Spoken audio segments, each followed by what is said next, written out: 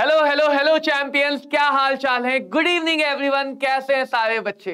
तो स्वागत है आपका प्रारंभ बैच में, जिसमें हम लोग कर रहे हैं क्लास 11 के टॉपिकों का खात्मा। तो आज बच्चों हमारे पास है रेडॉक्स रिएक्शन का लेक्चर नंबर 3। कौन सा लेक्चर है? लेक्चर नंबर 3 है। और अगर मैं ये बात कह दूं, अगर मैं गलती से ये बात कह दूं, तो ये टॉपिक जो आज हम पढ़ने वाले हैं वो के पॉइंट ऑफ व्यू से बोलूं तो भाई डायरेक्ट क्वेश्चन नहीं आते। डायरेक्ट क्वेश्चन तो नहीं आते इस टॉपिक से, लेकिन इनऑर्गेनिक केमिस्ट्री में, मोल एनालिसिस में, इलेक्ट्रोकेमिस्ट्री में कहीं ना कहीं टॉपिक बहुत सारी जगह यूज होता है। एन फैक्टर, तो एन फैक्टर अगर मैं डायरेक्टली बोलूं तो भाई डायरेक्ट क्वेश्चन कम आते हैं, लेकिन एन फैक्टर तुम्हें खुद पता है कि कितना ज्यादा जरूरी है। तो आज हम बच्चों वही काम करने वाले हैं, उसी एन फैक्टर को बहुत बढ़िया तरह से समझेंगे। क्योंकि बच्चा मैंने देखा है एन फैक्टर में हमेशा कंफ्यूज होता है। मैं अभी भी पूछ लूं कि एन फैक्टर क्या होता है, तो जिन बच्चों ने पढ़ा है वो भी नहीं बता पाएंगे सर एन फैक्टर का आखिर मतलब क्या है, एन फैक्टर आखिर रिप्रेजेंट क्या करता है। गुड इवनिंग राहुल, क्या हाल चाल है तिवारी साहब। उम्मीद करता हूं कि बढ़िया से होगे, है ना। चलो तो शुरुआत करते हैं। शुरुआत की कहानी है लॉ ऑफ इक्विवेलेंस से। अब हम 11 के टारगेट को कर रहे हैं, तो हम इसे बहुत बेसिक से लेके जाएंगे। तो कोई ये मत सोचना कि सर इतना ये सब छोटी बातें हमें पता है। मैं थोड़ा सा तुम्हें कहानी समझाऊंगा, तो तुम्हें समझ में आएगा कि आखिर में ये एन फैक्टर होता क्या है। एन फैक्टर होता क्या है, देखो समझो। जुड़ा हुआ है ये बात स्टोइचियोमेट्री से। किससे? स्टोइचियोमेट्री से, जहां बैलेंस रिएक्शन पे एनालिसिस करते हैं। नाइट्रोजन प्लस 3 हाइड्रोजन, एक बैलेंस रिएक्शन ये है ना। एक और बैलेंस रिएक्शन लेता हूं, 2 हाइड्रोजन प्लस ऑक्सीजन, एक बैलेंस रिएक्शन ये है। और एक और बैलेंस रिएक्शन लेता हूं बाद में समझाने के लिए, एक बैलेंस रिएक्शन ये है। हाँ सर ये तो कहानी सही है, इतनी कहानी तो ठीक लग रही है। रिएक्शन तो बैलेंस है, और ये रिएक्शन इतनी कॉमन है कि हमने पहले देखी भी है ना, देखी भी है रिएक्शन। तो चलो जरा देखें, यहाँ पे स्टोइचियोमेट्री लगाते हैं। यहाँ पे क्या लगाते हैं? स्टोइचियोमेट्री लगा लेते हैं छोटी सी। तो स्टोइचियोमेट्री क्या कहता है कि भैया जो नाइट्रोजन के मोल हैं वो डिवाइडेड बाय 1, हाइड्रोजन के मोल डिवाइडेड बाय 3 के बराबर होंगे। सिर्फ रिएक्टेंट में अभी मैं लगा रहा हूं, अभी मैं सिर्फ रिएक्टेंट में लगा रहा हूं। इसको हम बोलते थे स्टोइचियोमेट्रिक एनालिसिस, चैप्टर 1 में किया है। जिन बच्चों ने चैप्टर 1 और चैप्टर 2 नहीं पढ़ा है, तो प्लेलिस्ट बनी हुई है बच्चों प्रारंभ बैच के नाम से, उस प्लेलिस्ट में जाके चैप्टर को जरूर पढ़ें, क्योंकि मजा आ जाएगा। ठीक है, तो ये है हमारा स्टोइचियोमेट्रिक रिलेशन। ठीक है, इधर देखते हैं। Mole of hydrogen divided by 2 should be equal to mole of oxygen divided by 1। ये बात हम समझ चुके हैं, जान चुके हैं कि भैया किसी भी रिएक्शन में किसी भी इंडिविजुअल चीजों के मोल डिवाइडेड बाय उनका कोफिशिएंट, बैलेंस रिएक्शन का कोफिशिएंट सबके लिए बराबर होता है, सबके लिए इक्वल होता है। इक्वल वर्ड पे ध्यान देना, सबके लिए इक्वल होता है। इसको चलो थोड़ा और तिरछा गुणा करते हैं, क्रॉस मल्टीप्लाई। तो क्रॉस मल्टीप्लाई करके लिख सकता हूं 3 multiplied by mole of nitrogen, 1 multiplied by mole of hydrogen. इधर देखो क्रॉस मल्टीप्लाई किया, 1 multiply by mole of hydrogen, 2 multiply by mole of oxygen, है ना। मोल ऐसे भी लिख सकते हैं। अब अगर थोड़ा सा और सोचें, सर कितना थोड़ा थोड़ा करके कितना आगे आओगे, थोड़ा सा और सोचते हैं, तो भैया ये जो 3 है, तो नाइट्रोजन के लिए हमने सुना है नाइट्रोजन की जो कॉमन वैलेंसी है वो 3 होती है। नाइट्रोजन की जो कॉमन वैलेंसी है वो 3 होती है। हाइड्रोजन की जो कॉमन वैलेंसी है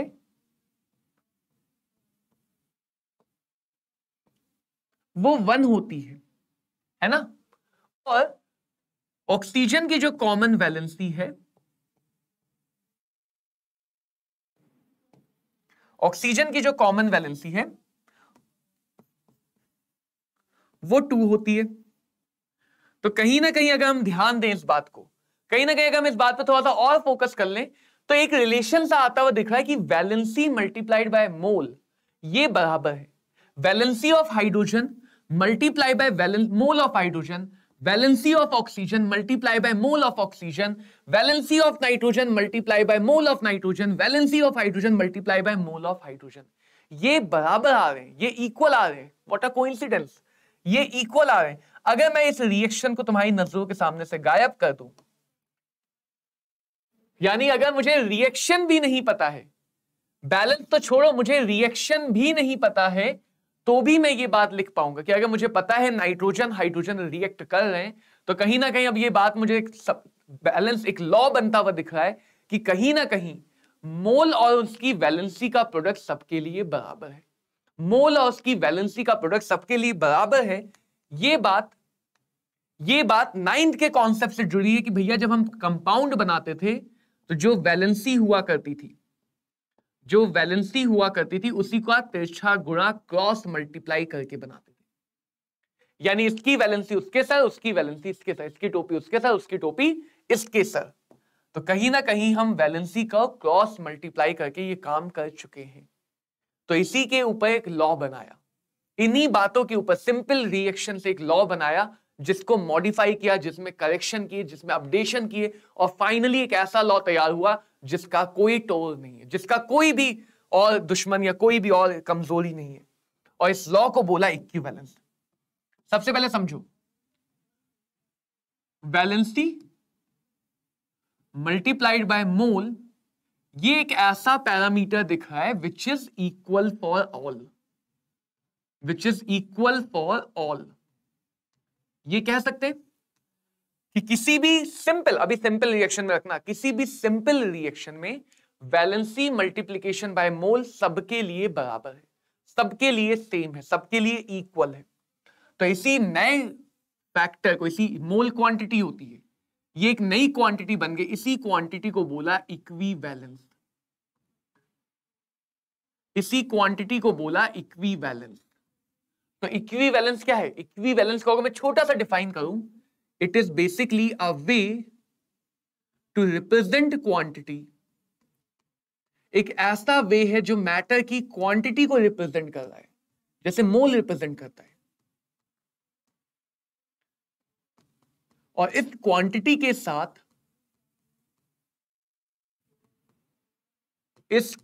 के साथ, वैलेंसी अंदर ही इंक्लूडेड है, वैलेंसी क्वांटिटी के साथ जुड़ी हुई है, इसीलिए इसको बोला वैलेंस। और इक्वी क्यों बोला? क्योंकि ये क्वांटिटी किसी भी प्रोसेस में सबके लिए इक्वल होगी, ये क्वांटिटी किसी भी प्रोसेस में सबके लिए इक्वल होगी। तो हमने डिफाइन कर लिया, जैसे नंबर ऑफ मोल डिफाइन करते हैं वैसे ही डिफाइन कर लिया नंबर ऑफ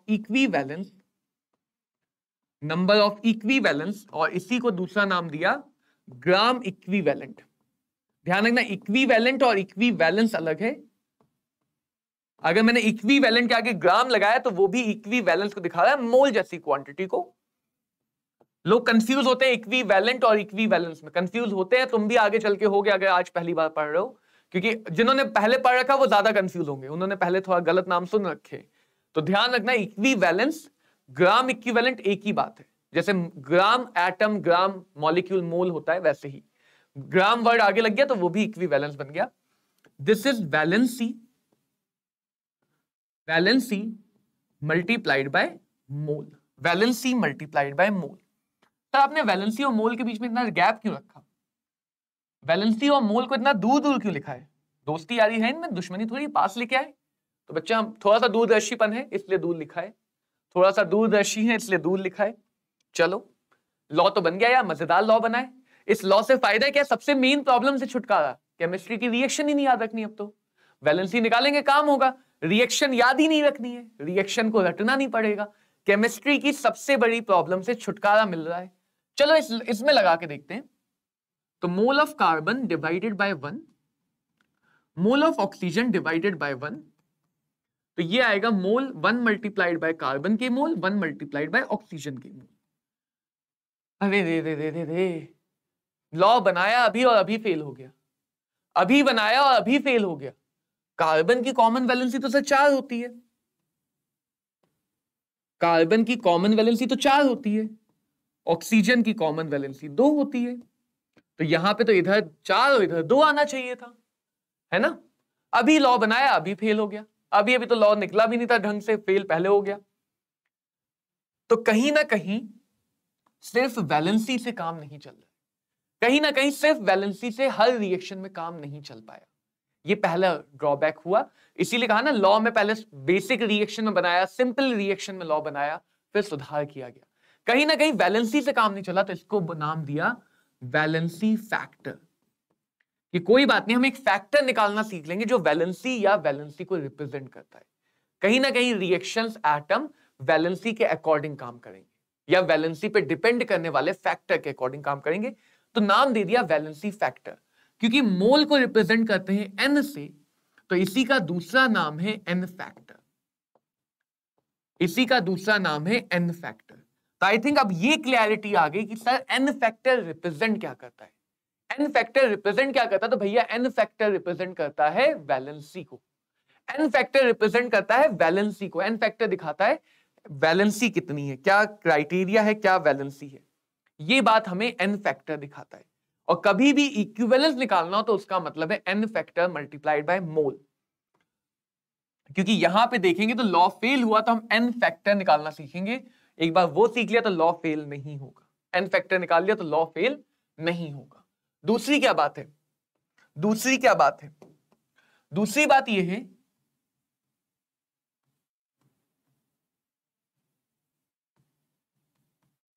हमने एटम की वैलेंसी निकालना सीखा हुआ है, वो भी कॉमन वैलेंसी। हमने एटम की वैलेंसी निकालना सीखा है, वो भी कॉमन वैलेंसी। हमें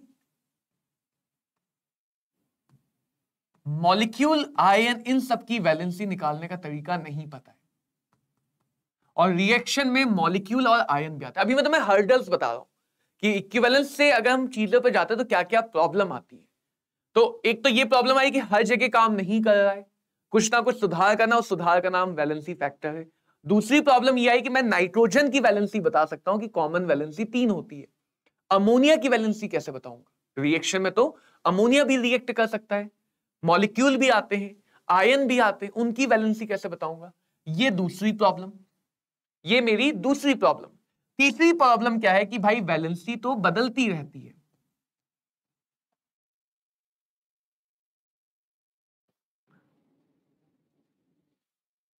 अगर वैलेंसी बदलती रहेगी, यानी नाइट्रोजन ही कॉमन वैलेंसी 3 है, हर रिएक्शन में 3 नहीं होगा, कहीं पे 2 की वैलेंसी दिखाएगा, कहीं पे 4 की भी दिखा सकता है।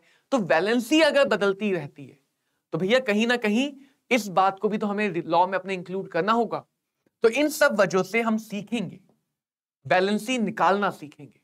क्योंकि हमें सिर्फ एक तरीका पता था एटम के, अब हम उसको बहुत ज्यादा फैलाने वाले। तो ये ध्यान रखो, ये हमारा है लॉ ऑफ, ये नंबर ऑफ इक्विवेलेंस है। लॉ क्या कहता है? लॉ क्या कहता है? इन एनी प्रोसेस, चाहे वो केमिकल चेंज हो, चाहे वो फिजिकल चेंज हो, चाहे वो इलेक्ट्रिकल चेंज हो, in any process,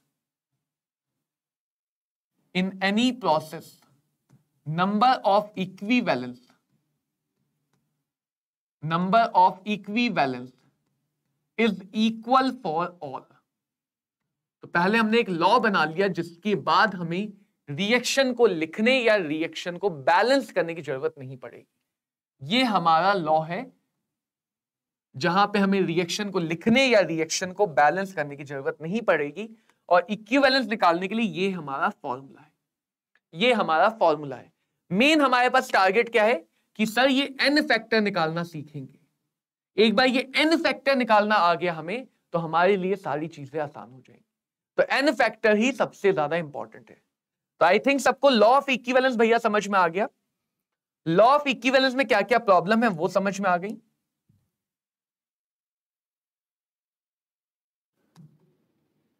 number of equivalence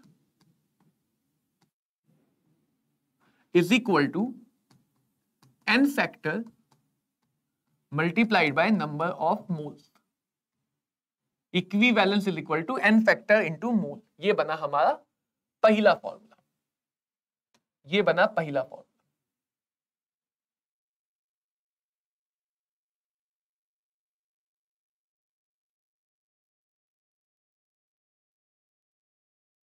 देखते जाओ। अब क्या किया, तो जैसे हमें मोल के लिए पता है कि भाई मोल इज इक्वल टू होता है मास बाय मोलर मास। एक मोल के मास को बोलते हैं मोलर मास, है ना।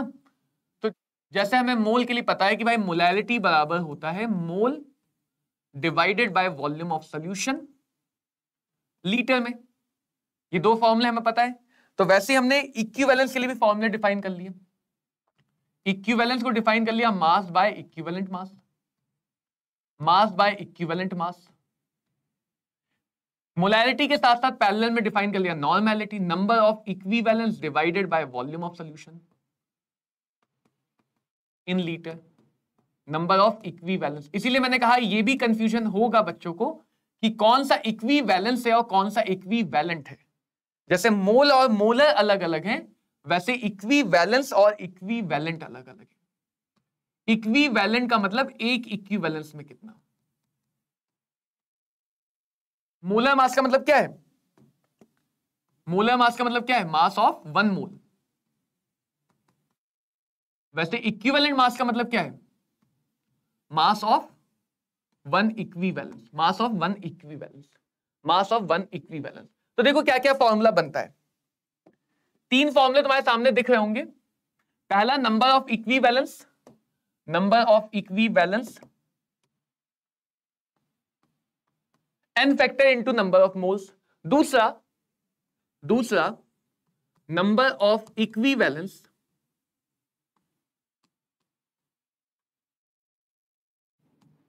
Given mass divided by gram equivalent mass और इक्विवेलेंट मास। तीसरा नॉर्मैलिटी से दिखा है, जैसे मोल्स होता है मोलैरिटी इंटू वॉल्यूम, वैसे ही तीसरा फॉर्मूला दिखा है number of equivalence, number of equivalence is equal to normality multiplied by volume of solution. Volume of solution जो कैसे में होना चाहिए? लीटर में। वॉल्यूम ऑफ सॉल्यूशन लीटर में। रोशन बेटा नोट्स आते हैं? नोट्स कैसे नहीं आते? नोट्स सारे सेशन के पीडीएफ टेलीग्राम चैनल पर अवेलेबल है। तुम्हें अगर डायरेक्टली मैसेज में ना मिले तो टेलीग्राम चैनल के डिस्क्रिप्शन में जाओ, वहां पे मीडिया सेलेक्ट करो, मीडिया के अंदर तुम्हें सारे सेशन के पीडीएफ मिल जाएंगे। तो टेलीग्राम चैनल पे सारे सेशन के पीडीएफ है, और ये मैं रोज एक बार चेक जरूर कर लेता हूं कि आया है या नहीं आया है। तो लास्ट सेशन तक तो मैंने देखा पीडीएफ अवेलेबल है, पीडीएफ अवेलेबल है, पीडीएफ अवेलेबल है। एक बार चेक कर लेना, चैनल के डिस्क्रिप्शन में जाके मीडिया वाला सेक्शन होता है ना, मीडिया फाइल, उनमें चेक कर लेना। नहीं मिलता अगर किसी सेशन का तो मुझे बताना। जिस भी सेशन का नोट्स ना मिले उसके कमेंट में लिख देना, हम उसमें देख के दोबारा डाल देंगे। वैसे होगा, जहां तक मुझे याद है मैंने केमिस्ट्री के हर सेशन के नोट्स देखे हैं और वो चैनल में अवेलेबल है। नहीं देखो तो मैं तुमसे जरूर बोलता कि एक बार देख के बताऊंगा, बट अभी रिसेंटली देखे। तो ये 3 बातें समझ में आ गई कि मोल के साथ साथ इक्विवेलेंस पैरेलल में चल रहा है। ये पैरेलल वाला काम है। बस मोल क्या है? एक इंडिपेंडेंट क्वांटिटी है। इक्विवेलेंस क्या है? वैलेंसी के साथ जुड़ी हुई क्वांटिटी है। अंतर समझना, मोल इंडिपेंडेंट क्वांटिटी है और जो इक्विवेलेंस है वो वैलेंसी के साथ जुड़ी हुई क्वांटिटी है। वैलेंसी पैरेलल में चलेगा। एक और चीज देखो, अगर मैं पहले वाले फॉर्मूले में ये दोनों चीजें रख दूं, नंबर ऑफ इक्विवेलेंस को लिख दूं भैया mass divided by equivalent mass, n factor को एज इट इज रहने दूं, इधर लिख दूं mass divided by molar mass, mole की जगह। तो मास से मास कटा, उल्टा करोगे तो चौथा फॉर्मूला तुम्हारे सामने बनता हुआ दिखेगा। चौथा फॉर्मूला क्या दिख रहा है? इक्विवेलेंट मास, इसको इक्विवेलेंट वेट भी बोलते हैं, is equal to molar mass divided by n factor, molar mass divided by n factor. और अगर तुम, एक तो ये कर लिया हमने काम, इससे देखो नॉर्मैलिटी इज इक्वल टू मैं लिख सकता हूं इक्विवेलेंस की जगह n factor into mole divided by volume of solution in litre, और ये बन जाएगा मोलैरिटी। ये बन जाएगा मोलैरिटी, यानी कि एक पांचवा फॉर्मूला और बन गया।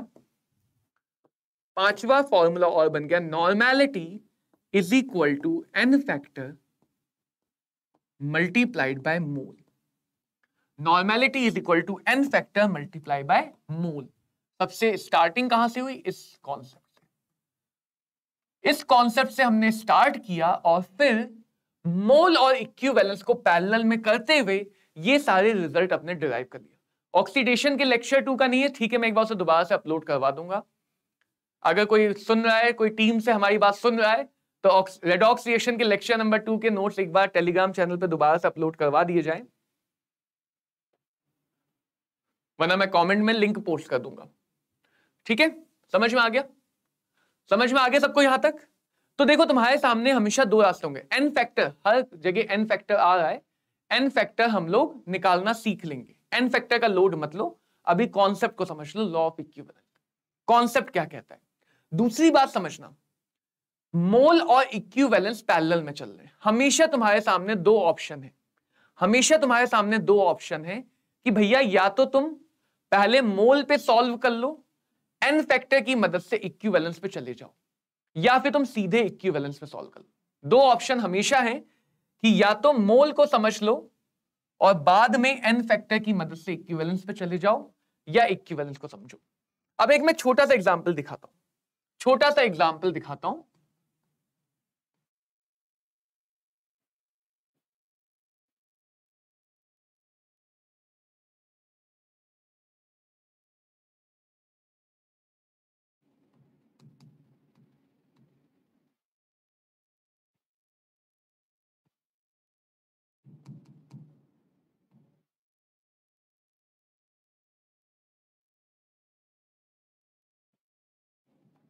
जैसे मान लो ये क्वेश्चन है, NaOH के कितने ग्राम, NaOH के कितने ग्राम इतने ग्राम H2SO4 के साथ रिएक्ट करेंगे, एसिड बेस न्यूट्रलाइजेशन।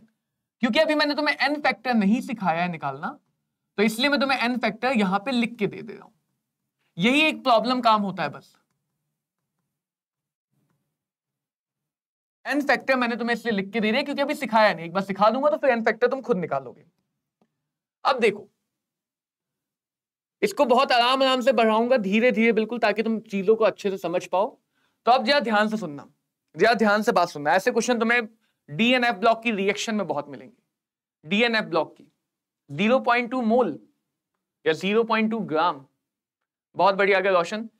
देखो, एक तो तरीका यह है कि तुमने रिएक्शन लिखी कि NaOH होगा, H2SO4 से रिएक्ट कर रहा है, सॉल्ट बनाएगा Na2SO4, पानी बनाएगा H2O, रिएक्शन को बैलेंस किया, रिएक्शन को बैलेंस किया, और फिर तुमने स्टोइचियोमेट्री लगा के सॉल्व कर लिया। एक तरीका तो ये है जो हमने चैप्टर 1 में मोल कॉन्सेप्ट चैप्टर में सीखा था, है ना, कि या तो तुमने रिएक्शन लिखी, रिएक्शन को बैलेंस किया और बैलेंस करके सॉल्व कर लिया। ये पुराना तरीका हो गया, ये पुराना तरीका हो गया।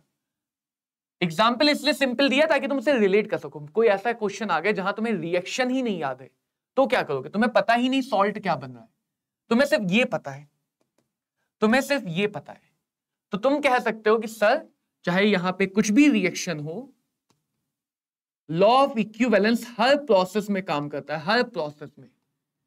NaOH के इक्विवेलेंस H2SO4 के इक्विवेलेंस के बराबर होंगे, NaOH के इक्विवेलेंस H2SO4 के इक्विवेलेंस के बराबर होंगे।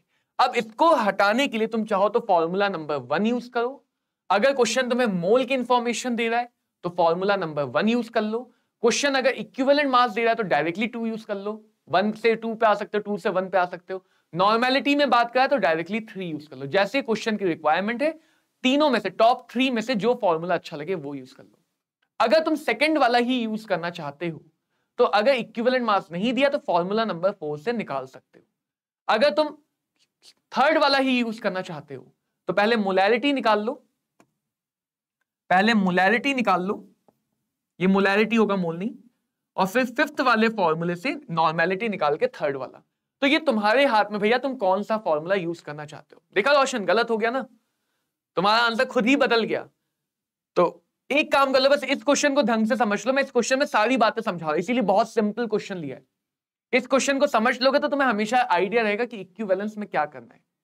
इक्विवेलेंस लॉ किसी भी प्रोसेस में अप्लाई होगा, किसी भी चीज के रिएक्टेंट, प्रोडक्ट, कैटलिस्ट, जिसका मन करे, किसी भी चीज के इक्विवेलेंस को बराबर कर सकते हो कि इक्विवेलेंस बराबर रहेंगे, और फिर क्वेश्चन के अकॉर्डिंग तुम पहले 3 में से किसी भी फॉर्मूले को यूज करके आगे बढ़ सकते हो। मैं हमेशा फर्स्ट वाला प्रेफर करता हूं, तो इसका एन फैक्टर क्वेश्चन में दिया है 1 multiplied by mole of NaOH। इसका एन फैक्टर क्वेश्चन में दिया है 2 मल्टीप्लाइड बाय H2SO4।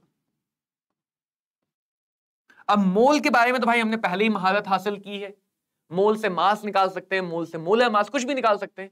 तो 1 क्या गिवन है, मास पूछा गया है, तो पहले मोल निकाल लेते हैं।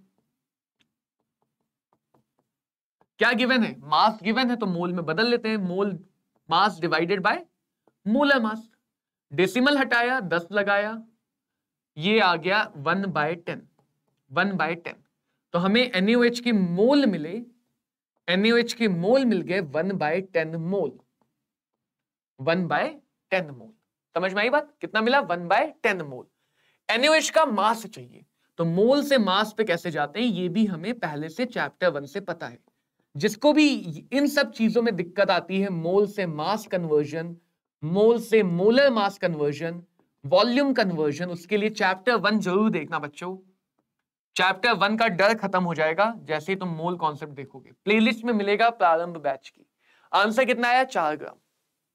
रोशन ध्यान से देखो तुम कहां गलती कर रहे थे, और गलती से ज्यादा इस बात को सोचो कि तुम्हें अब ये क्लियर होना चाहिए कि भाई लॉ ऑफ इक्विवेलेंस को हम अप्लाई कैसे करते हैं।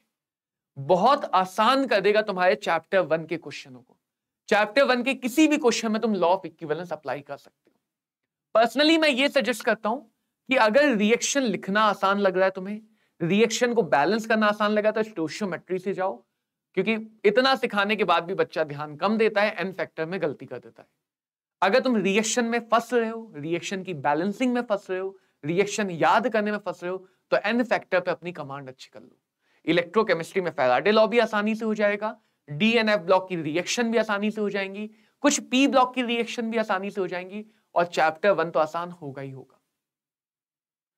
रोशन यही तो नहीं करना, नीट के बच्चे यही तो गड़बड़ करते हैं। अगर तुम नीट की तैयारी कर रहे हो, पेन पेपर चलाने की आदत बनानी है केमिस्ट्री फिजिक्स में। जितना तुम लिखोगे उतना हैबिट बनेगी, उतना हैबिट बनेगी, उतनी गलतियां कम होंगी। डायरेक्टली देखो कोई नहीं करता है, मैं इस क्वेश्चन का आंसर डायरेक्टली बता सकता हूं, बट इसका मतलब ये नहीं कि मैंने डायरेक्टली सॉल्व किया। इसका मतलब ये कि ये प्रोसेस मैंने इतनी बार रिपीट की है, इतनी बार लिखी है अपने टाइम पे पढ़ाते समय, कि मुझे ये देख के ही ये सारी प्रोसेस दिमाग में आ जाती है। मैं सीधे इस रिजल्ट पे पहुंच जाता हूं क्वेश्चन को देख के ही। बट इसका मतलब ये नहीं कि मुझे रिजल्ट याद है या मैं डायरेक्टली कर रहा हूं, इसका मतलब ये है कि मैंने प्रैक्टिस ज्यादा की है। तो ऐसा कोई भी इंसान नहीं है जो क्वेश्चन को डायरेक्टली सॉल्व करता है। बस डिफरेंस ये है, जो नया सीख रहा है वो पेपर पे सॉल्व कर रहा है, जो सीख चुका है वो दिमाग में सॉल्व कर रहा है। बिना लिखे सॉल्व करने में वो पूरा चीज अपने माइंड में लिख रहा है। लेकिन जो नया सीखने वाला काम ये करता है कि माइंड में लिखता है, बीच में कुछ स्टेप खा जाता है, या माइंड में कुछ स्टेप गायब हो जाते हैं। तो डायरेक्टली कोई भी नहीं करता। तुम मुझसे कहो 4 into 2 कितना है, तो ऐसा नहीं कि मैं डायरेक्टली कहूं, मेरे मन में टेबल आई 4 1 जा 4 4 2 8 आई ना टेबल मन में, लेकिन वो इतनी बार कर चुके हैं कि डायरेक्टली हमारे माइंड में आंसर आ जाता है 4 मल्टीप्लाई बाई 2 8 होगा। तो इट्स ऑल अबाउट कितना तुमने प्रैक्टिस किया है।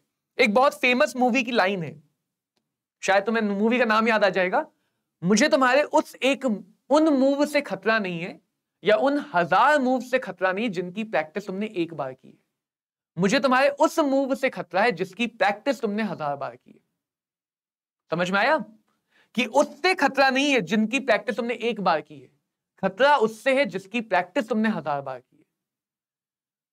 तो लॉ ऑफ इक्विवेलेंस सबको क्लियर है, सबको लॉ ऑफ इक्विवेलेंस क्लियर है कि भाई कैसे काम करना है। इक्विवेलेंस बराबर कर देना है बिना कुछ सोचे, इक्विवेलेंस बराबर कर देना है बिना कुछ सोचे।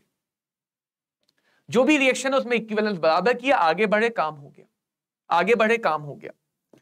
अब समझेंगे एन फैक्टर निकालना, क्योंकि बिना एन फैक्टर के तरीका बेकार है, बिना एन फैक्टर के ये तरीका बेकार है। तो अब एन फैक्टर निकालना सीखेंगे। एन फैक्टर निकालने के लिए हमने अपने एन फैक्टर को 2 कैटेगरी में बांटा। एन फैक्टर का मतलब क्या है, एन फैक्टर का मतलब क्या है, एन फैक्टर वैलेंसी है। क्या मतलब है, वैलेंसी। ध्यान रखना ये बात, वैलेंसी। एन फैक्टर क्या है, वैलेंसी।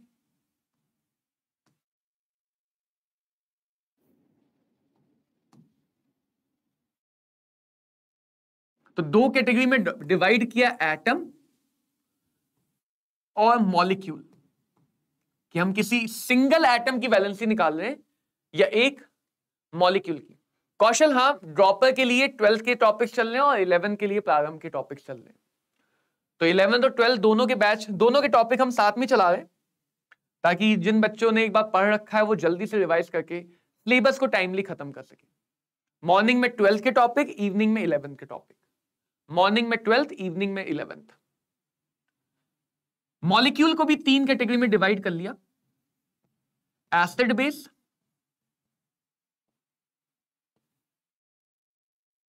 Salt,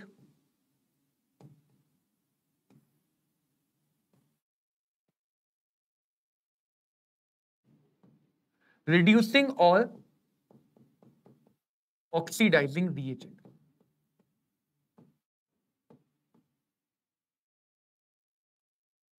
right? तो हमारे सामने 4 कैटेगरी है एन फैक्टर निकालने की, हमारे सामने 4 कैटेगरी है एन फैक्टर निकालने की। बट इसको निकालना शुरू करने पहले एक बात और देख ले कि भैया वैलेंसी का मतलब क्या होता है। 9th क्लास की डेफिनेशन, वैलेंसी का मतलब है कंबाइनिंग पावर ऑफ समथिंग। तो कहीं ना कहीं वैलेंसी वो वजह है ना जिससे रिएक्शन हो रही है। अगर एक एसिड रिएक्शन कर रहा है तो किसी वजह से रिएक्शन कर रहा है, उसी वजह को तो वैलेंसी बोला। तो कंबाइनिंग पावर की जगह तुम शुद्ध अगर भाषा में बोलना चाहो तो ये भी बोल सकते हो रिएक्शन करने की वजह। जिस वजह से रिएक्शन हो रही है, जिस वजह से रिएक्शन हो रही है उस वजह को नाम दिया गया वैलेंसी। जिस वजह से रिएक्शन हो रही है उस वजह को नाम दिया गया वैलेंसी। और क्या बात पता है हमें वैलेंसी के बारे में, कि वैलेंसी बदल सकती है। वैलेंसी बदल सकती है। तो तुम ये कभी नहीं कहोगे सर NaOH का एन फैक्टर हमेशा 1 होगा। होता है 99% केस में 1 होता है, लेकिन ऐसा नहीं कि परमानेंटली 1 होगा। हम सिर्फ कॉमन वैलेंसी और रेयर वैलेंसी कह सकते हैं कि हाँ ये कॉमन है, ज्यादातर केस में ये मिलेगा। बट ये कहीं भी यूनिवर्सली नहीं लिखा है कि एक एलिमेंट, एक मॉलिक्यूल की वैलेंसी सिंगल होगी, फिक्स होगी। रिएक्शन में वैलेंसी बदल सकती है। दूसरी बात, वैलेंसी जब भी निकाली जाती है एक पार्टिकल की निकाली जाती है, या तुम चाहो तो एक मोल की निकाल के बता सकते हो। वैलेंसी हमेशा एक पार्टिकल या एक मोल की निकाली जाती है। जैसे मैं बोलूं नाइट्रोजन की वैलेंसी 3 है, नाइट्रोजन की वैलेंसी 3 है, तो कभी भी ये मतलब नहीं निकलता ना कि नाइट्रोजन के 10 एटम है जो 3-3 बॉन्ड बना रहे हैं। मतलब यही निकलता नाइट्रोजन का एक एटम 3 बॉन्ड बना सकता है। नाइट्रोजन का एक एटम 3 बॉन्ड बना सकता है। तो वैलेंसी जब भी बताओगे एक पार्टिकल की बताओगे। ध्यान से समझना, इस बात से गलती होती है। देखो मैं पहले ही बताता चलता हूं कहां कहां गलतियां होती हैं या क्या बात है जिसको तुम ध्यान से नहीं सुनते हो और कंफ्यूजन बनता है। अगर मैं कहूं NaOH की कब बदलेगी, बदला के दिखा दूं। NaOH को रेडॉक्स रिएक्शन में करवा दो, बदल जाएगी। NaOH का रिडक्शन करा दो, बदल जाएगी। NaOH की इलेक्ट्रोलाइसिस करा दो तो OH माइनस की वैलेंसी अब 1 नहीं रह जाएगी। बहुत केस में बदल सकती है। NaOH का अगर तुम रिडक्शन कराते हो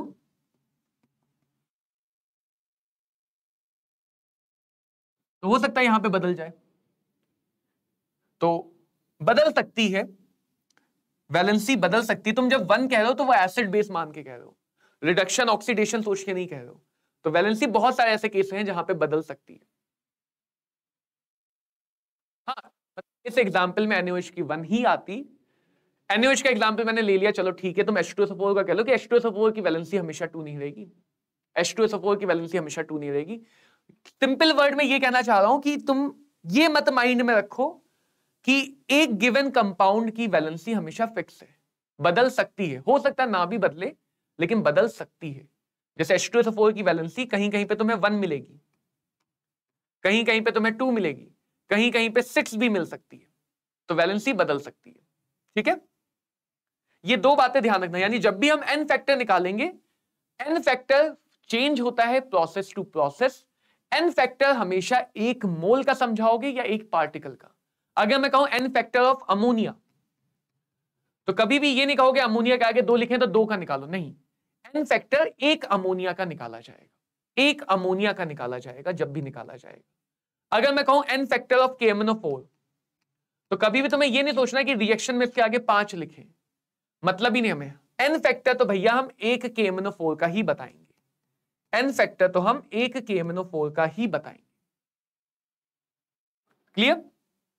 क्लियर? हाँ, एस ब्लॉक में वेरिएशन कम आता है, एस ब्लॉक में वेरिएशन कम आएगा, पी और डी ब्लॉक में वैलेंसी में वेरिएशन ज्यादा आएगा, पी एंड डी ब्लॉक में वैलेंसी में वेरिएशन ज्यादा आएगा। तो यूजुअली हम एटम से फिर मॉलिक्यूल से फिर शुरुआत करते हैं, आज हम ये मॉलिक्यूल से शुरुआत करेंगे।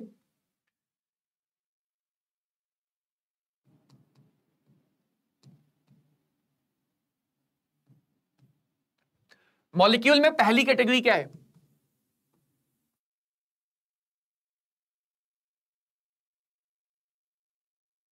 Acid and bases. Acid and bases. Acid base basically क्या करते हैं? एसिड बेस सर्जी टकरा के खत्म करते हैं एक दूसरे को, जानी दुश्मन है। 36 का आंकड़ा है। एसिड देता है H+, बेस देता है OH-, और H और OH- एक दूसरे का खात्मा करके बनाते हैं H2। H और OH- एक दूसरे का खात्मा करके बनाते हैं H2O। तो ये समझो, N फैक्टर रिएक्शन करने की वजह है। N फैक्टर क्या है? रिएक्शन करने की वजह। किस वजह से रिएक्शन हो रही है? 72 का सर? क्या 72? 72 क्या कह रहे हो कौशल? 72 क्या है? तो N फैक्टर, अच्छा 72 का आंकड़ा है। अच्छा अच्छा अच्छा। तो N फैक्टर क्या है कि भैया एसिड और बेस किस वजह से रिएक्शन कर रहे हैं? एसिड और बेस किस वजह से रिएक्शन कर रहे हैं? तो भैया एसिड का काम है H देना। H दे रहा है इसीलिए तो एसिड है। H दे रहा है इसीलिए तो एसिड है। बेस का काम है OH-। एक H+ को एक OH- खत्म कर सकता है। 36 36 72, ठीक है, 36 36 72। तो एक H को एक OH खत्म कर सकता है। तो जरा सोचो, अगर एसिड ज्यादा H दे तो ज्यादा बेस को खत्म करेगा, एसिड कम H दे तो कम H को बेस को खत्म करेगा। तो कहीं ना कहीं एसिड का जो रिएक्शन करने की वजह है, वो वजह तो H+ आयन है या नहीं है, और वही वजह N फैक्टर डिफाइन करवा देगी।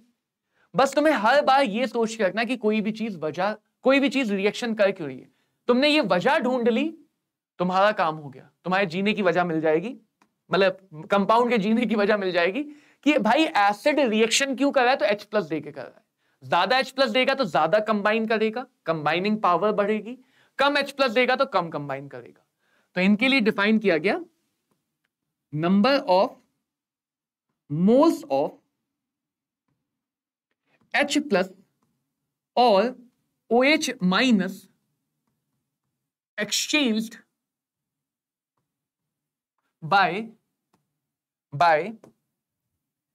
इस बात पे मैं फिर से कहूंगा, ध्यान रखना, बाय 1 मोल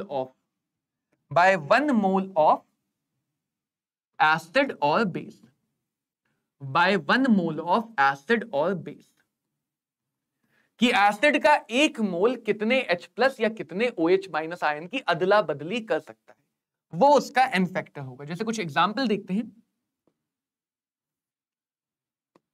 कुछ एग्जाम्पल एसिड के देख लेते हैं। H2SO4, HCl, HNO3। यहां पे इस बात से भी मतलब नहीं है कि वो वीक है या स्ट्रॉन्ग है, H2CO3, ठीक है। और कुछ ऑर्गेनिक एसिड ले लेते हैं, वीक एसिड, एसिटिक एसिड, और कुछ ऑर्गेनिक एसिड ले लेते हैं, ऑक्सैलिक एसिड। तो ये हमने कुछ एसिड के एग्जाम्पल ले लिए। N फैक्टर वैलेंसी है, उसको स्ट्रेंथ से लेना देना नहीं, उसको इस बात से लेना देना नहीं कि एसिड स्ट्रॉन्ग है या बेस है। उसको देखो किससे लेना है, कि जब ये आयोनाइज होगा तो 2 H+ देगा, एक सल्फेट आयन देगा। जब ये आयोनाइज होगा तो एक H+ देगा, एक Cl- देगा। जब ये आयोनाइज होगा तो एक H+ देगा, एक NO3- देगा। जब ये आयोनाइज होगा तो 2 H+ देगा, एक कार्बोनेट आयन देगा। आयोनाइज करना मैंने तुम्हें पहली क्लास में सिखाया था, पिछली क्लास में, हाँ पहली में सिखाया था। इसकी टोपी उसके सर, उसकी टोपी इसके सर। ये होगा तो एसिटेट आयन H+ देगा। ये कार्बन का जुड़ा हुआ H नहीं निकलेगा, है ना, कार्बन का जुड़ा हुआ H नहीं निकलेगा। और अगर देखें ऐसे ही, और अगर ऐसे ही देखें तो अगर ये आयोनाइज होगा तो ये देगा कार्बोक्सिलेट आयन, मतलब ऑक्सलेट आयन और H+, इसका नाम है ऑक्सैलिक एसिड। हर बार ध्यान दो, मैंने एक पार्टिकल को आयोनाइज करवाया है। कितने को करवाया? एक को ही आयोनाइज करवाया है। तो एक H2SO4 2H+ देगा, तो इसका एन फैक्टर हो गया, इसका एन फैक्टर कितना हो गया? 2। इसीलिए इस क्वेश्चन में H2SO4 का एन फैक्टर 2 गिवन था। अब तुम निकाल सकते हो खुद से, अब तुम खुद से निकाल सकते हो। एक H+ दे रहा है एक पार्टिकल, तो इसका एन फैक्टर हो गया 1, इसका एन फैक्टर हो गया 1, इसका एन फैक्टर हो गया 2, इसका एन फैक्टर हो गया 1। तो इससे मतलब नहीं है कि उसके फॉर्मूले में कितने H हैं, इस बात से कोई मतलब नहीं है कि उसके फॉर्मूले में कितने H हैं। मतलब इस बात से है कि कितने H वो दे सकता है या कितने H एसिडिक H है, कितने H वो दे सकता है या कितने H एसिडिक H है। ऑक्सैलिक दे रहा है 2 दे रहा है, तो इसका एन फैक्टर इस पर्टिकुलर प्रोसेस में कितना हो जाएगा? 2। इस पर्टिकुलर प्रोसेस में कितना हो जाएगा? 2। तो हम किसी भी एसिड को या किसी भी बेस को समझेंगे कितने H कितने OH आयन दे रहा है ये समझेंगे और फिर उतना एन फैक्टर होगा। यस, ये डेफिनेशन देखो, वजह H और OH है, तो जितना H या जितना OH देगा उतना एन फैक्टर। वजह जो है वही एन फैक्टर है, वजह ही एन फैक्टर है। एक एग्जांपल तो मैं बेस का भी दिखा लेते हैं,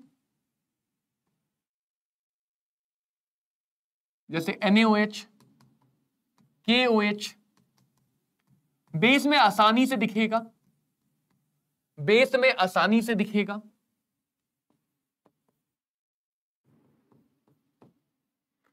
NaOH एक OH दे सकता है, बेस के लिए क्या देखेंगे? कितने OH दे सकता है। तो बेस में मैं सबको आयोनाइज नहीं करूंगा, बेस के लिए क्या देखेंगे? कितने OH दे सकता है। एक दे सकता है, एन फैक्टर 1। ये 2 दे सकता है, एन फैक्टर 2। ये 3 OH दे सकता है, एन फैक्टर 3।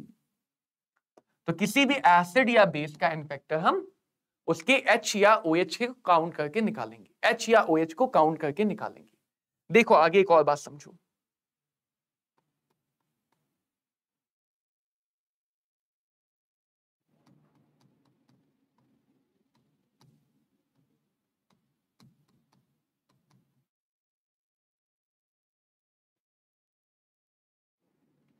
मान लो ये रिएक्शन है, हाँ बेस जितना उतना बेस में जितने OH उतना एन फैक्टर। मान लो ये रिएक्शन है। अब इस रिएक्शन में तुम देखोगे तो सर H2SO4 दे सकता है, कितने दे सकता है? H2SO4 कितने दे सकता है?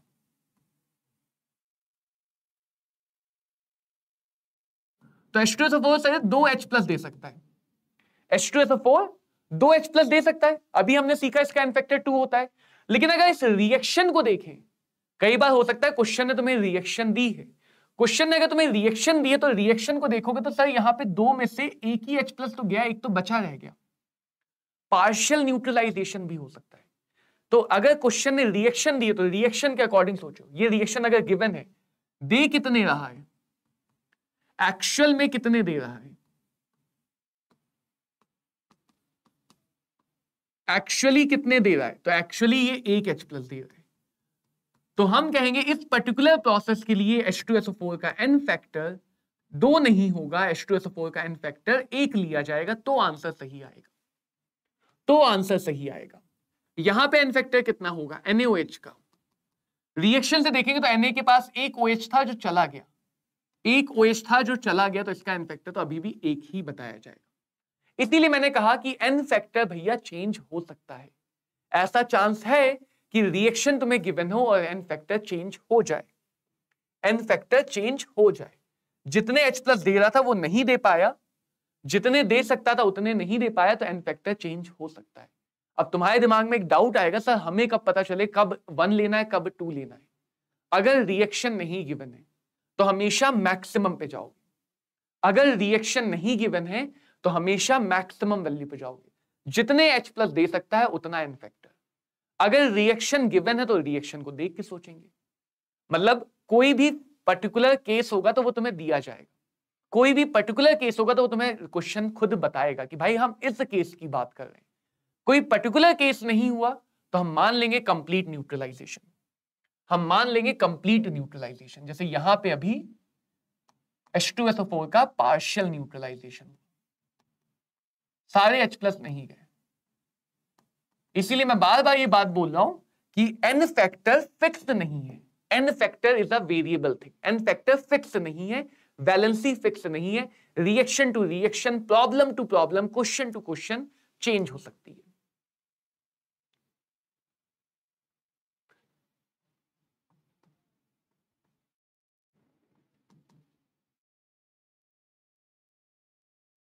कुछ इंपॉर्टेंट केस हैं जिन बच्चों ने केमिकल बॉन्डिंग नहीं पढ़ी है, जो बच्चे अभी ताजे ताजे 11 के बिल्कुल फ्रेश 11th में आए, जिन्होंने केमिकल बॉन्डिंग नहीं पढ़ी है, वो चाहे तो अभी इस केस को याद करेंगे। जिन्होंने केमिकल बॉन्डिंग पढ़ रखी उन्हें समझ में आ जाएगा कि भाई ऐसा क्यों है।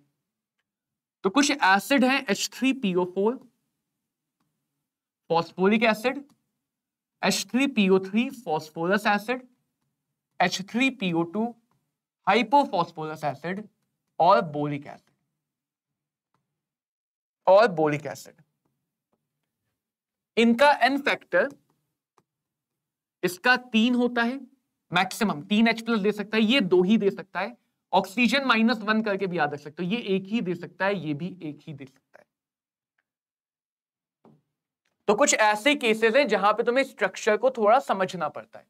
जैसे यहां पे अगर स्ट्रक्चर बनाए तो फॉस्फोरस के सारे ऑक्सो एसिड, फॉस्फोरस के सारे ऑक्सो एसिड टेट्राहेड्रल होते हैं। 4 में से 1 यहां लग गया, 3 बचे, जितने बचे वो सब OH, 3 में से 1 यहां लग गया, 2 बचे तो 2 OH, जो बच गया H वो डायरेक्टली जोड़ दो। 2 थे, 1 लग गया तो 1 बचा, 1 OH, जितने H बच गए वो डायरेक्टली। जो H इलेक्ट्रोनेगेटिव एटम से जुड़ा है वही H एसिडिक है। जो H डायरेक्टली फॉस्फोरस से जुड़ा है वो H एसिडिक नहीं है। एसिडिक ना होने का मतलब वो H+ नहीं मिल पाएगा। जैसे अभी एसिटिक एसिड का एग्जांपल समझा था कि भैया फॉर्मूले में जितने H हैं सब एसिडिक नहीं होते हैं।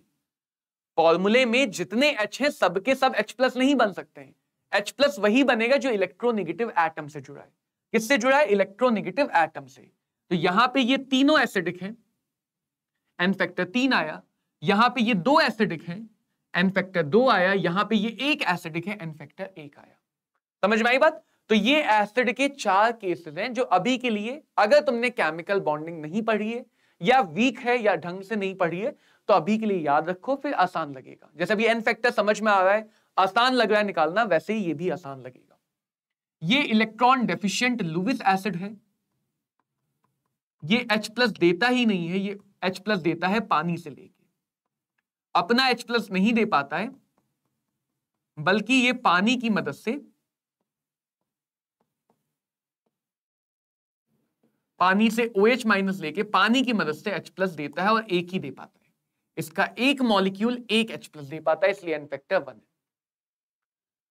बेटा यहां पे केमिकल बॉन्डिंग नहीं हुआ है, हाँ स्ट्रक्चर की हेल्प ली हमने, स्ट्रक्चर की हेल्प ली है। तो जब केमिकल बॉन्डिंग सीखेंगे तो वहां पे समझेंगे, एसिड बेस नेचर भी समझेंगे, ऑक्साइड के बारे में थोड़ी बहुत बातें आएंगी। एसिड बेस ऐसा है ना, रेडॉक्स में भी आता है, फिर केमिकल बॉन्डिंग में भी सिखाया जाता है, फिर पी ब्लॉक केमिस्ट्री अगर सिलेबस में बची तो उसमें भी सिखाया जाता है।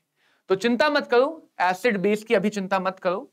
4 केस हैं, समझा दिए हैं 4 केस। अगर तुम चाहो अभी तो अभी के लिए इनकी वैल्यू याद रख सकते हो। फॉस्फोरस के लिए सीधे सीधे एक ट्रिक बता देते हैं कि जितने ऑक्सीजन उससे 1 कम H मिलेगा।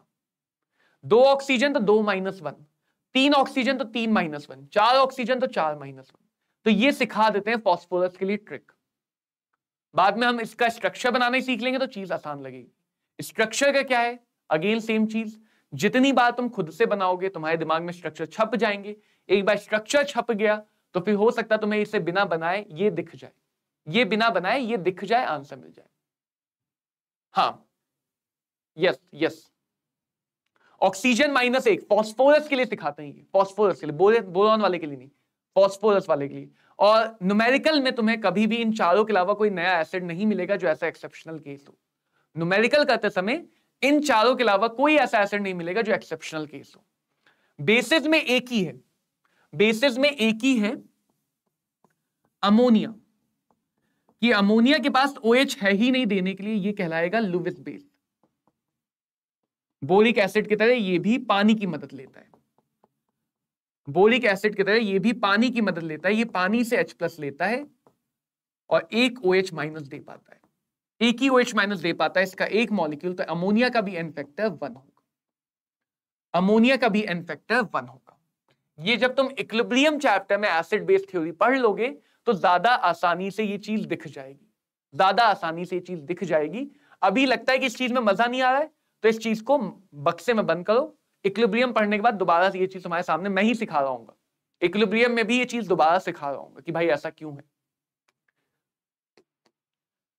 एसिड बेस का उम्मीद करता हूं सबको समझ में आ गया एन फैक्टर, एसिड बेस का एन फैक्टर निकालना समझ में आ गया, एसिड बेस का एन फैक्टर निकालना समझ में आ गया। मेन टारगेट है कि कोई एसिड या बेस कितना H या OH दे सकता है एक मॉलिक्यूल से।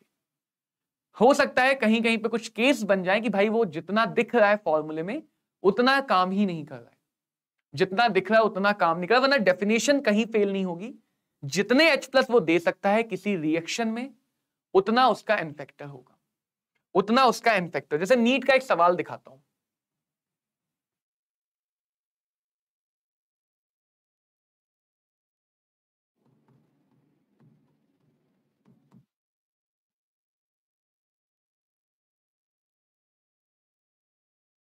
इस रिएक्शन में H3PO4 का इक्विवेलेंट मास बताओ, इस रिएक्शन में H3PO4 का इक्विवेलेंट मास बताओ। तो भैया देखो इक्विवेलेंट मास निकालना है,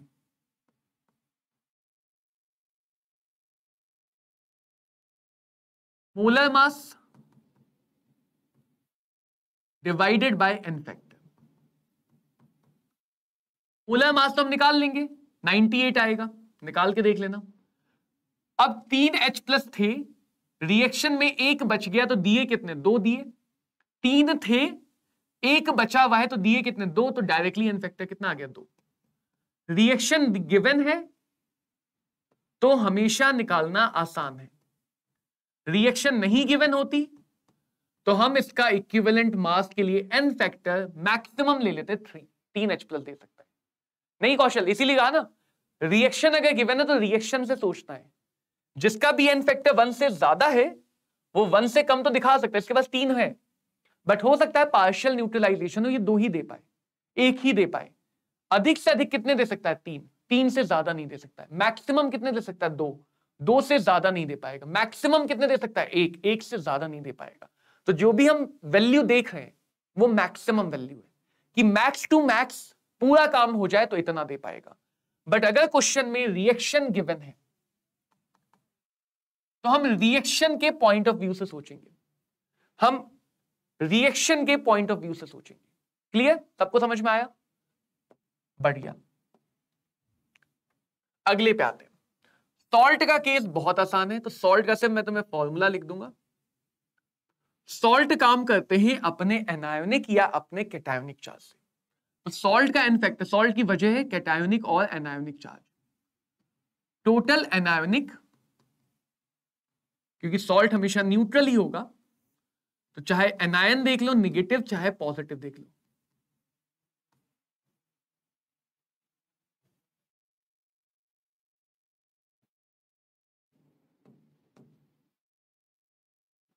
अगेन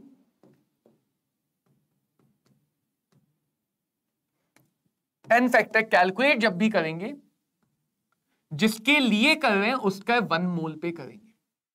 हमेशा एन फैक्टर उसी के लिए कैलकुलेट करेंगे जिसके बात हो रही है उसके 1 मोल की। जैसे सिंपल NaCl, सॉल्ट मतलब जिसके पास ना H है ना OH है। NaCl आयोनाइज होगा किसमें, Na+ और Cl-। तो अगर मैं देखूं NaCl के 1 के पास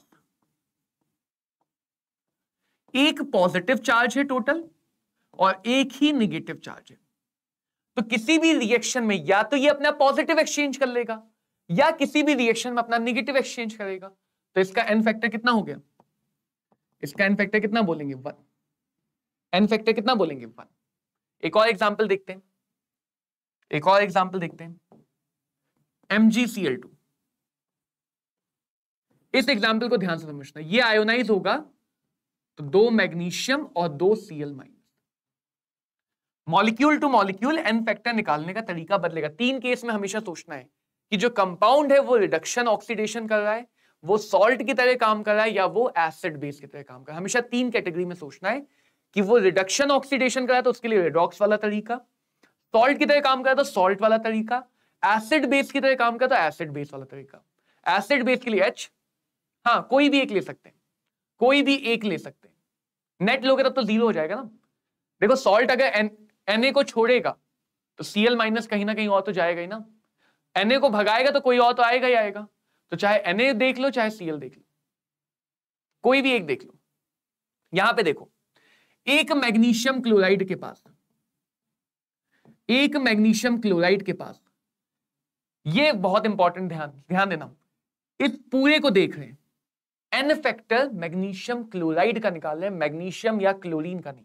तो इसके एक को देखो, जिसका एन फैक्टर निकाल रहे हो उसके एक को देखोगे, इंपॉर्टेंट बात है, जिसका एन फैक्टर निकाल रहे हो उसके एक को देखोगे। तो एक मैग्नीशियम क्लोराइड के पास सब जोड़ जाड़ के प्लस का 2 चार्ज है, और एक मैग्नीशियम क्लोराइड के पास सब जोड़ जाड़ के माइनस का 2 का चार्ज है। तो एन फैक्टर मैग्नीशियम क्लोराइड का 2 बोला जाएगा, एन फैक्टर मैग्नीशियम क्लोराइड का 2 बोला जाएगा। लेकिन अगर तुम एन फैक्टर मैग्नीशियम आयन का बोलना चाहो या एन फैक्टर क्लोरीन आयन का बोलना चाहो, तो हमेशा जिसको देख रहे हो उसके 1 मोल को देखो, जिसको देख रहे हो उसके 1 मोल को देखो। तो मैग्नीशियम के 1 के पास प्लस 2 का चार्ज है तो इसका एन फैक्टर आएगा 2, लेकिन क्लोरीन के 2 के पास -2 था, 1 के पास कितना है -1, तो इसका एन फैक्टर आएगा 1। अंतर समझो, जब मैं मैग्नीशियम क्लोराइड को देख रहा हूं तो मैग्नीशियम क्लोराइड के 1 मोल को दिमाग में सोच रहा हूं, इसके 1 मोल के पास जोड़ जाड़ के प्लस का 2 और जोड़ जाड़ के माइनस का 2, टोटल कितना है 1 मोल के पास, टोटल कितना है 1 मोल के पास। लेकिन अगर मैं क्लोरीन आयन को अकेले देख रहा हूं, अगर मैं सिर्फ क्लोरीन आयन के अमाउंट की बात करना चाहता हूं, तो यहां पे देखो कितना आया 1, क्योंकि इसके आगे का नंबर मैटर नहीं करता है, आगे वाला नंबर मैटर नहीं करता है, नीचे वाला नंबर मैटर करता है। आगे वाला नंबर मैटर नहीं करेगा, नीचे वाला नंबर मैटर करेगा। एक और एग्जांपल समझाता हूं, जैसे Na3PO4, Na3PO4 ये जब आयोनाइज होगा तो बनाएगा 3 Na+। आयोनाइज करना देखो धीरे धीरे प्रैक्टिस करोगे तो आसानी से सीख जाओगे। हर बार देख के सोचोगे सर हम आयोनाइज नहीं कर पा रहे, तो वो सीख भी नहीं पाओगे। यहां पे देखो तो चलो अब मुझे बताओ, सोडियम आयन का एन फैक्टर कितना होगा, फटाफट बताओ। सोडियम आयन का एन फैक्टर कितना होगा, फॉस्फेट आयन का एन फैक्टर कितना होगा, और सॉल्ट का पूरे का एन फैक्टर कितना होगा। एक Na3PO4 के पास, एक Na3PO4 के पास जोड़ जाड़ के 3 सोडियम का +3 और जोड़ जाड़ के -3, मॉलिक्यूल के पास पॉजिटिव नेगेटिव बराबर होगा, मॉलिक्यूल के पास पॉजिटिव नेगेटिव बराबर होगा। Na+ को देखेंगे तो एन फैक्टर सॉल्ट का आ गया, सॉल्ट का आ गया 3, Na+ का आ गया, Na+ का कितना आ गया भाई, Na+ का एन फैक्टर आ गया 1, और फॉस्फेट आयन का एन फैक्टर कितना आ गया,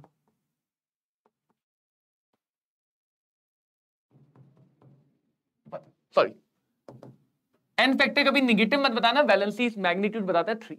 आया समझ, आया समझ। यहां पे एक जादू भी देख लेते हैं, n factor multiplied by mole सबके लिए बराबर होता है, n factor multiplied by mole सबके लिए बराबर होता है, n factor multiplied by mole सबके लिए बराबर होता है, सबके लिए बराबर होता है। बिल्कुल सही कौशल, बहुत बढ़िया बहुत बढ़िया। अगर मैं इसको पूरे को 3 से डिवाइड कर दूं, इस पूरे को 3 से डिवाइड कर दूं, तो ये बन गया सोडियम फॉस्फेट के मोल डिवाइडेड बाय 1, सोडियम आयन के मोल डिवाइडेड बाय 3, तो सॉरी फॉस्फेट आयन के मोल डिवाइडेड बाय 1। देख लो ध्यान से, देख लो ध्यान से, क्या ये स्टोइचियोमेट्रिक इक्वेशन बनी या नहीं बनी? बैलेंस इक्वेशन में तो यही इंफॉर्मेशन दे दी है, इसका मोल डिवाइड बाय 1, इसका मोल डिवाइड बाय 3, इसका mole divide by 1। N factor सही तरह से निकाला जाएगा तो हमेशा स्टोइचियोमेट्री का सही आएगा। एन फैक्टर सही तरह से निकालेंगे तो स्टोइचियोमेट्री रिलेशन अपने आप सही आएगा। मतलब मैं एन फैक्टर को सोच रहा हूं तो मैं बिना बैलेंस किए भी सोच सकता हूं, रिएक्शन को बिना बैलेंस किए भी एन फैक्टर निकाला जा सकता है, और जो भी एन फैक्टर आएगा वो रिएक्शन की बैलेंसिंग को सपोर्ट करेगा। स्टोइचियोमेट्री हम ऐसे लिखते थे कि जिसका मोल उसका कोएफिशिएंट सबके लिए बराबर आता है, मोल डिवाइडेड बाय कोएफिशिएंट सबके लिए बराबर आता है, और यहां पे सबके लिए बराबर आता हुआ दिख भी रहा है, सबके लिए बराबर आता हुआ दिख भी रहा है। क्लियर है? तो हम एन फैक्टर एसिड बेस का निकालना सीख गए, सॉल्ट का निकालना सीख गए। तीसरा केस सबसे इंपॉर्टेंट है,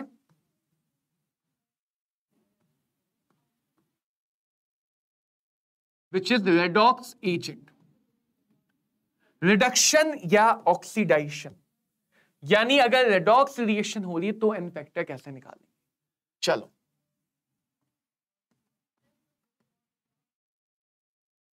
रिडक्शन क्या है? इलेक्ट्रॉन को गेन करना। रिडक्शन क्या होता है? इलेक्ट्रॉन को गेन करना। इलेक्ट्रॉन को थप्पड़ मारा, उसको जेब में रख लिया। ऑक्सीडेशन क्या है? इलेक्ट्रॉन को लॉस करना।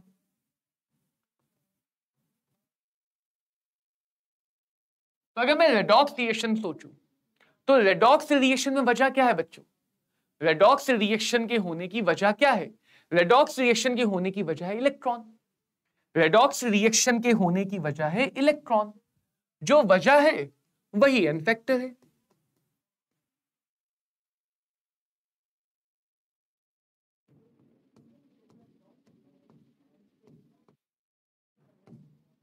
जो वजह है वही वजह एन फैक्टर है। चाहे वो रिड्यूसिंग एजेंट हो, चाहे वो ऑक्सीडाइजिंग एजेंट हो, चाहे वो रिड्यूसिंग एजेंट हो, चाहे वो ऑक्सीडाइजिंग एजेंट हो, जो वजह है वही उसका एन फैक्टर है। और हमेशा देखेंगे 1 मोल के लिए, हमेशा देखेंगे 1 मोल के लिए। सिर्फ ये एक ऐसा केस है जहां तुम्हें ये पता हो कि भाई बन क्या है, बन क्या है वो पता होना, बैलेंस नहीं। देखो कैसे निकालते हैं, ये तो याद भी कर लेना क्योंकि दो जो एग्जाम्पल है सबसे कॉमन है कि K2Cr2O7 एसिडिक मीडियम में कन्वर्ट हुआ, मान लो क्रोमियम +3 में। K2Cr2O7 एसिडिक मीडियम में कन्वर्ट हुआ क्रोमियम +3 में। तो अगर मैं देखूं यहां पे पोटेशियम के बारे में कोई बात नहीं, जिसके बारे में बात है वो क्रोमियम रिड्यूस होता हुआ दिख रहा है, क्रोमियम रिड्यूस होता हुआ दिख रहा है ना? समझना, क्रोमियम मुझे +6 से +3 में जाता हुआ दिख रहा है, क्रोमियम मुझे +6 से +3 में जाता हुआ दिख रहा है। इलेक्ट्रॉन गेन करे लॉस करे उतना सोचने की जरूरत नहीं है, इसीलिए एक्सचेंज लिखा है, लॉस गेन में कंफ्यूज मत हो।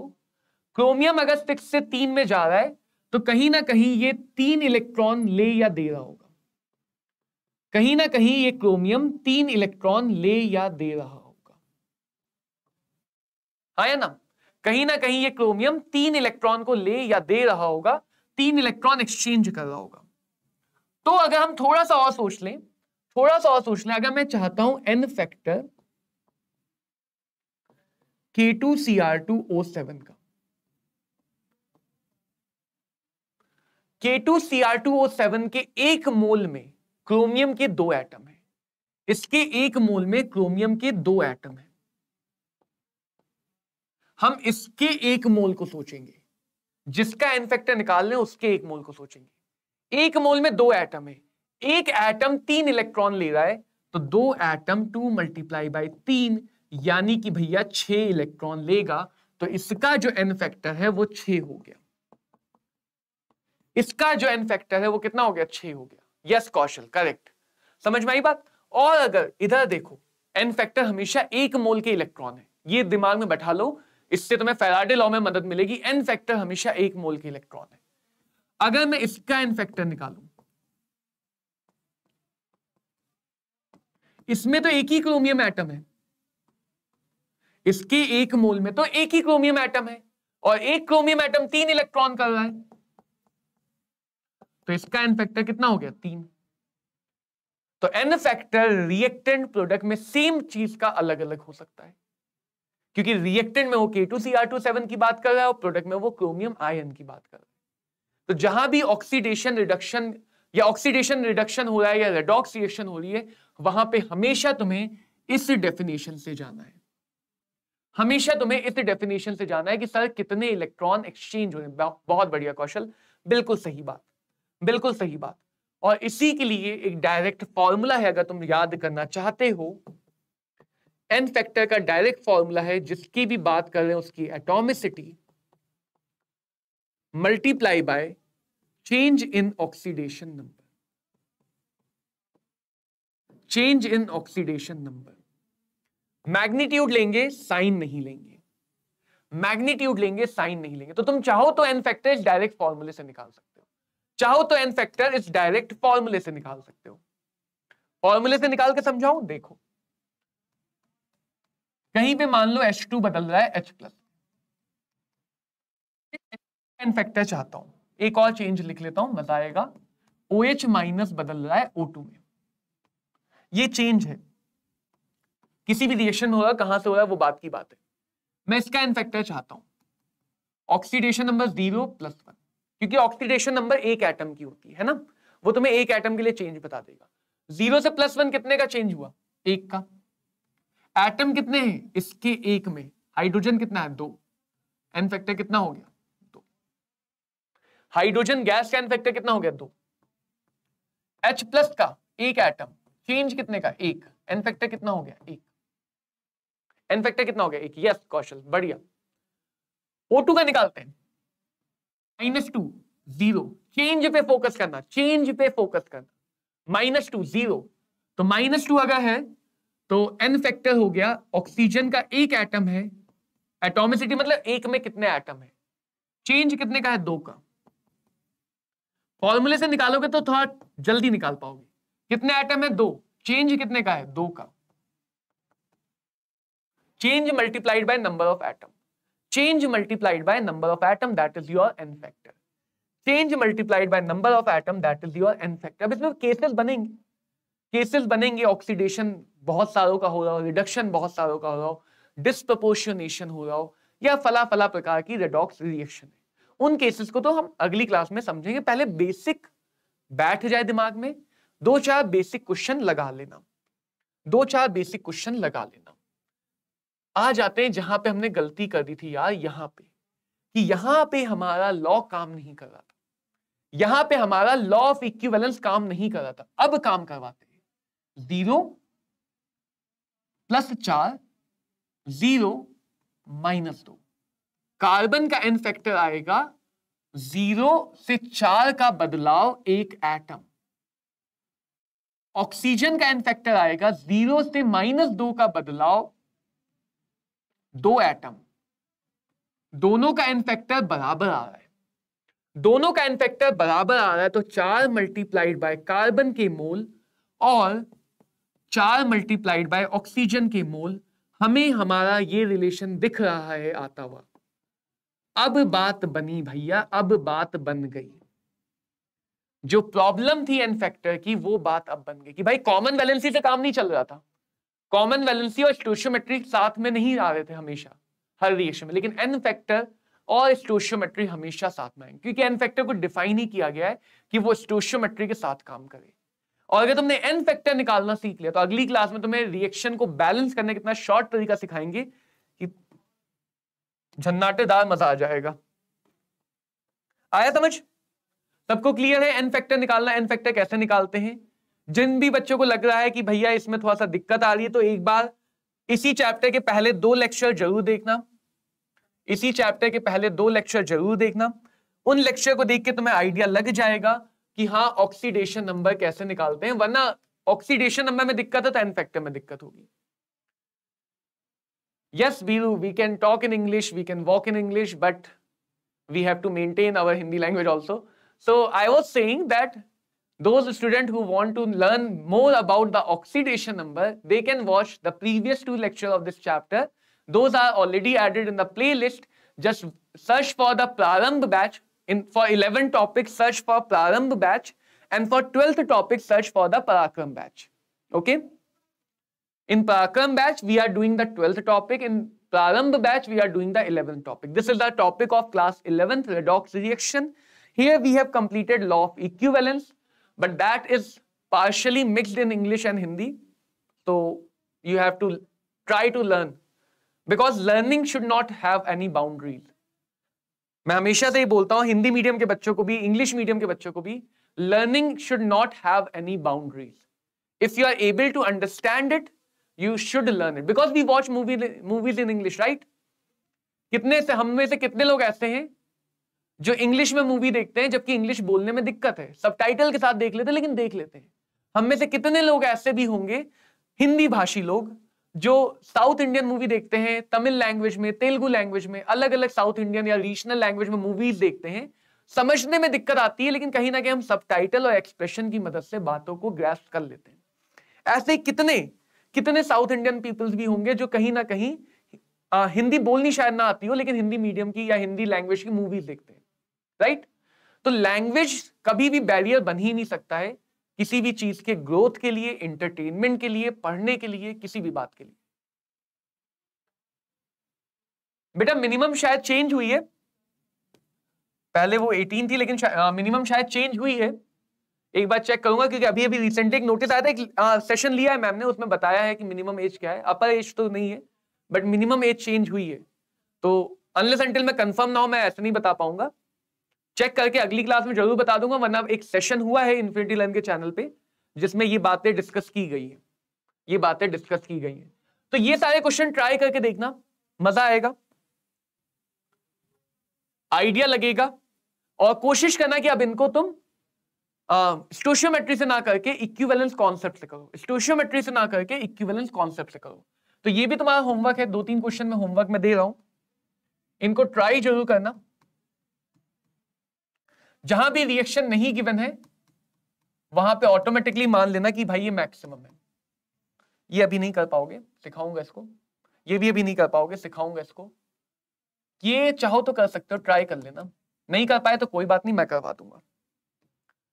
तो उम्मीद करता हूं बच्चों लॉ ऑफ इक्विवेलेंस का बेसिक आइडिया लग गया हो सबको. लॉ ऑफ इक्विवेलेंस का बेसिक आइडिया सबको लग गया हो, ठीक है? और एन फैक्टर निकालने का आइडिया लग गया हो. आई थिंक देव तुम 2024 का दे पाओगे, क्योंकि आई थिंक जब तक तुम्हारा एग्जाम होगा तब तक तुम 18 की एज में आ जाओगे. फिर भी एक बार मैं चेक करूंगा, तभी अगली क्लास में कुछ कंफर्म बता पाऊंगा. एक बार चेक करके ही अगली क्लास में कंफर्म बता पाऊंगा. अभी 1-2 दिन पहले ही कुछ अपडेशन आया है जो मैंने अभी नहीं देख पाया, टाइम नहीं मिल पाया देखने का.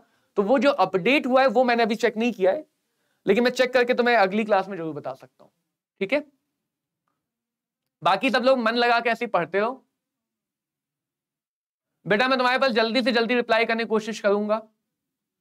तुम चाहो तो मैं फिर से बोलना, एक सेशन हुआ है अभी, सर और मैम ने सेशन लिया है, उसमें ये सारी इंफॉर्मेशन अपडेट आई है कि नीट में क्या क्या चीजें चेंज हुई है, नीट में क्या क्या चीजें चेंज हुई है, क्या क्या प्रोसेस गाइडलाइन में क्या क्या चेंज हुआ है, उस पर एक छोटा सा सेशन लिया है, वो देख सकते हो. बाकी मैं तुम्हें नेक्स्ट टाइम या तो तुम मुझे इंस्टाग्राम पे कांटेक्ट कर लेना, नहीं तो मैं नेक्स्ट लेक्चर में ये बात जरूर बता दूंगा कि क्या एग्जैक्ट सीन रहने वाला है. इसी चैनल पे हुआ है, इन्फिनिटी लर्न नीट चैनल पे ही हुआ है. लाइव सेशन वाले टैब में जाके ढूंढ सकते हो, लाइव सेशन वाले टैब में देख लेना, मिल जाएगा, ठीक है? मैं तुम्हें शायद बता ही देता हूं टाइटल क्या है. टाइटल मैं तुम्हें बता देता हूं. टाइटल है major change in NEET 2024-2025. Major change in NEET 2024. Live में जाओगे तो आई थिंक ये सेकंड या थर्ड में ही दिख जाएगा, सेकंड या थर्ड में ही दिख जाएगा, ठीक है? चलो बच्चों फिर मिलते हैं अगली क्लास में. उम्मीद करता हूं सबको बातें समझ में आई हो. कहीं भी कोई दिक्कत आए, कोई टॉपिक किसी लेक्चर में ना समझ में आए, किसी लेक्चर से रिलेटेड कोई भी दिक्कत हो, तो वो कमेंट में बता सकते हो. कमेंट बॉक्स इसीलिए, उसमें बता सकते हो कि सर मुझे इस टॉपिक में थोड़ी सी दिक्कत है. मैं अगली क्लास में उस टॉपिक के क्वेश्चन भी ले आऊंगा, उस टॉपिक को एक बार थोड़ा डिस्कस भी कर लेंगे. तो मिलेंगे बच्चों अगली क्लास में. पढ़ते रहो मन लगा के, पढ़ पढ़ के ही ग्रोथ होगी, पढ़ पढ़ के ही सीख पाओगे. So have a great day. Take care, tata, bye bye.